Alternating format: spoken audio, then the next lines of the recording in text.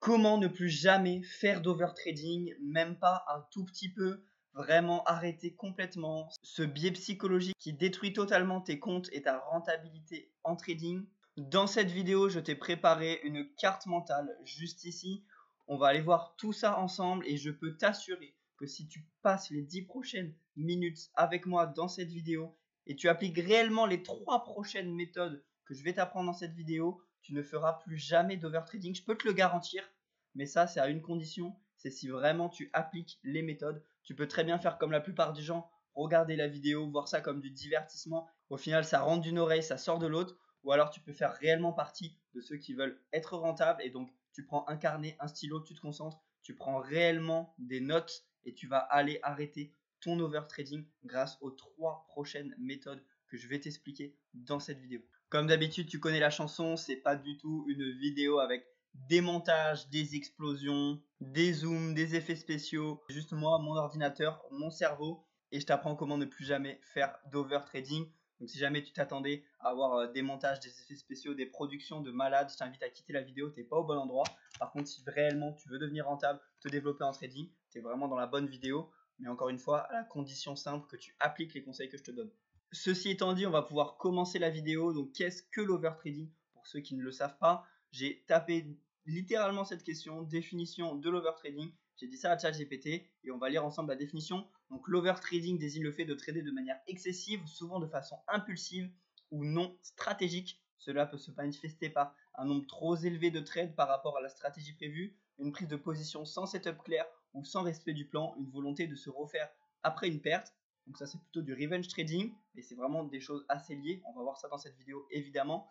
Un stress ou une addiction au marché. Donc évidemment, comme tu peux le voir à cette définition, c'est un très mauvais biais psychologique que tu dois absolument enlever. Et si tu restes à la fin de cette vidéo, que tu prends des notes, je te garantis que tu n'auras plus aucun problème d'overtrading. On va commencer par le premier point, et le premier point, et pas des moindres, c'est remplis ton emploi du temps. Donc là, la photo que tu vois là, c'est mon emploi du temps sur une semaine d'avril, il me semble. J'ai pris une semaine au hasard de mon emploi du temps. Et comme vous pouvez le voir, il y a beaucoup de choses. Donc tu vas me dire, mais où est le rapport avec l'overtrading? C'est tout simple. Quand tu overtrades, c'est la plupart du temps car tu n'es pas patient. Car concrètement, tu veux trader, tu veux mettre tes lots sur les marchés. Et la réalité, c'est que tu n'as pas encore ton setup, mais tu n'as pas la patience de l'attendre. Donc il faut vraiment que tu remplisses ton emploi du temps pour plusieurs choses. La première, ça va être de te détacher complètement des marchés. Car si tu es par exemple au chômage, tu n'as pas de travail et que tu fais que du trading toute la journée, la réalité c'est que tu vas faire énormément d'overtrading car tu n'as que ça à faire.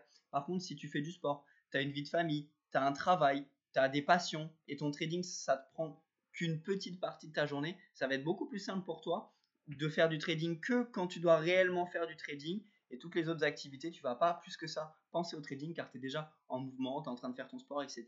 Et donc tu vas te détacher complètement des marchés. Donc vraiment, s'il y a des trous où tu ne sais pas quoi faire et du coup habituellement tu vas sur les marchés pour voir s'il y a des opportunités, remplace ces trous par de réelles activités qui peuvent te développer. Par exemple, la lecture, la salle de sport, sortir avec tes amis, ta copine, peu importe.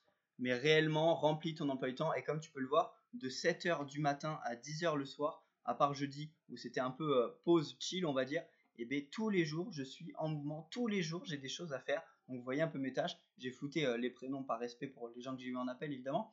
Mais tous les jours, j'ai des choses à faire, que ce soit tourner des vidéos, du montage, du recrutement, des appels, de la lecture, etc., etc., etc.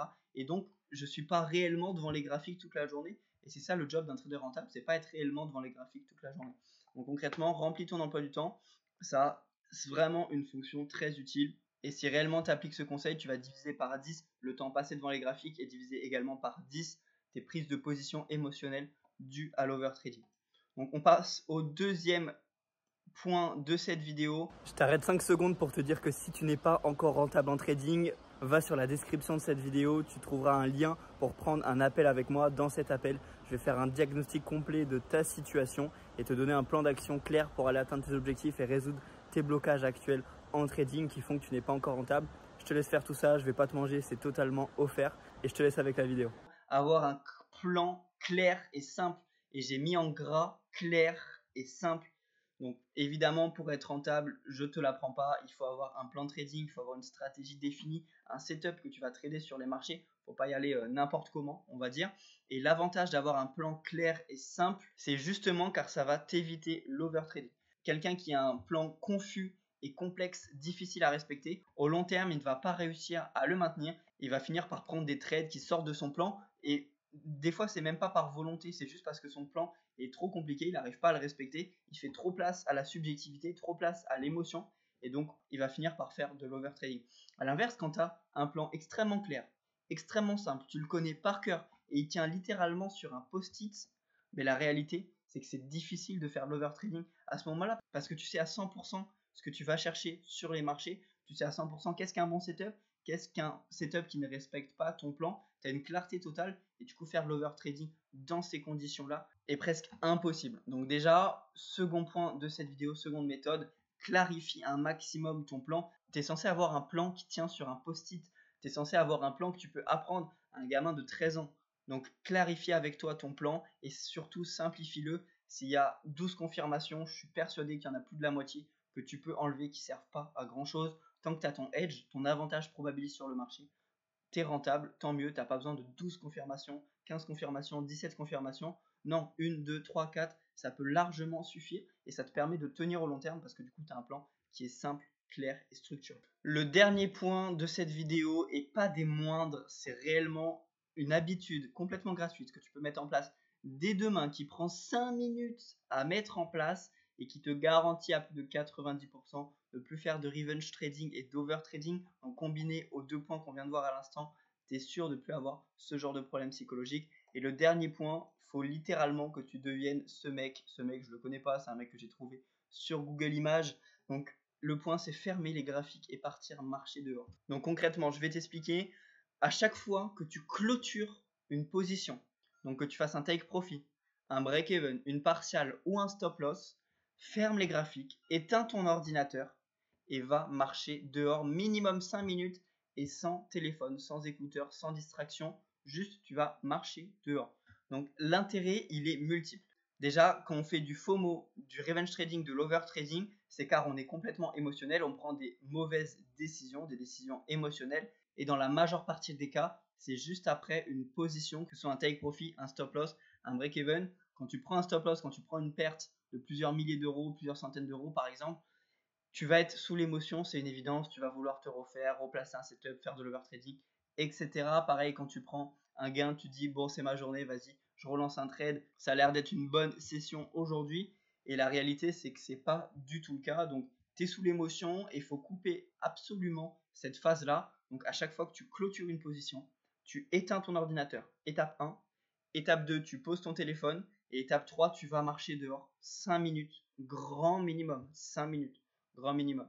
Donc, le second intérêt de tout ça, c'est que du coup, tu vas rationaliser. Parce que du coup, tu n'es plus devant les graphiques, tu n'es plus devant ton téléphone, tu n'es plus avec de la musique, je sais pas quoi. Tu es seul avec toi-même dehors, juste avec ton cerveau, tes pensées, et tu vas complètement rationaliser et te rendre compte de l'erreur que tu aurais pu faire à rester sous l'émotion devant tes graphiques.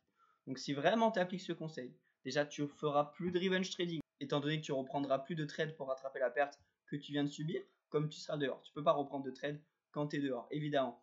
Et surtout, tu feras plus d'over trading, car tu vas totalement rationaliser ta situation.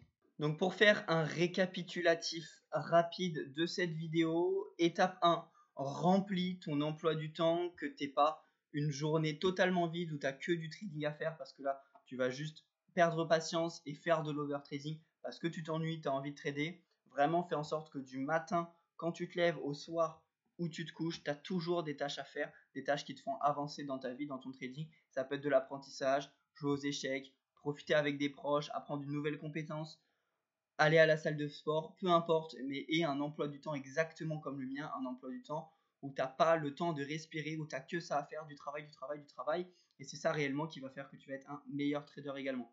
Deuxième chose, avoir un plan clair et simple. Simplifie un maximum ton plan, enlève tout le superflu inutile et clarifie-le, qui se tienne concrètement sur un post-it, que tu peux l'apprendre à un gamin de 13 ans. Simplifie ton plan et ça va être beaucoup plus facile de placer uniquement les bons setups, éviter l'overtrading. Et le troisième point, à chaque fois que tu viens de prendre un gain, un stop loss ou un break-even, coupe les marchés, éteins ton ordinateur, va marcher sans téléphone, sans distraction, seul avec tes pensées et reviens 5, 10, 15 minutes après, une fois que tu es beaucoup plus rationnel et prêt à réellement prendre de bonnes décisions. Donc voilà, c'est déjà la fin de cette vidéo. Si réellement tu as pris des notes, tu as appliqué les conseils que je t'ai donnés dans cette vidéo, tu peux t'assurer réellement de ne plus avoir ce genre de blocage psychologique. Évidemment, ça prend du temps, c'est pas du jour au lendemain que ça va s'arrêter, mais si réellement tu travailles, tu mets de la profondeur sur les conseils que j'ai pu te donner, je te garantis que tu vas avoir un réel changement à ce niveau-là. Je te rappelle simplement que si tu n'es pas encore rentable, j'ai ouvert quelques créneaux cette semaine, tu l'as vu à mon emploi du temps. Tout à l'heure, j'ai pas non plus énormément de disponibilité, mais cette semaine spécialement, j'ai ouvert quelques créneaux pour qu'on puisse prendre des rendez-vous au téléphone avec moi. Dans cet appel, l'objectif, c'est que je fasse un diagnostic complet et personnalisé de ta situation en trading. On voit ensemble les blocages auxquels tu fais face. Est-ce que c'est de la psychologie? Est-ce que c'est de l'analyse technique? Est-ce que c'est de l'hygiène de vie peut-être? Je sais pas. On voit tout ça ensemble. Je te fais un plan d'action vraiment personnalisé à ta situation pour que tu puisses résoudre ces blocages et aller chercher tes objectifs. Évidemment, c'est un appel totalement offert qui ne t'engage en rien. Donc si tu as des blocages actuellement, prends un appel, on en parle, on voit ça ensemble, comment je pourrais t'aider. Voilà, à ce niveau-là, en tout cas, tu peux réellement te remercier d'être resté à la fin de cette vidéo. C'est vraiment ce genre d'action qui différencie les traders qui sont là juste pour consommer du contenu aux traders qui vont réellement devenir rentables à terme. Je te souhaite en tout cas une excellente journée et on se dit à la prochaine pour une nouvelle vidéo.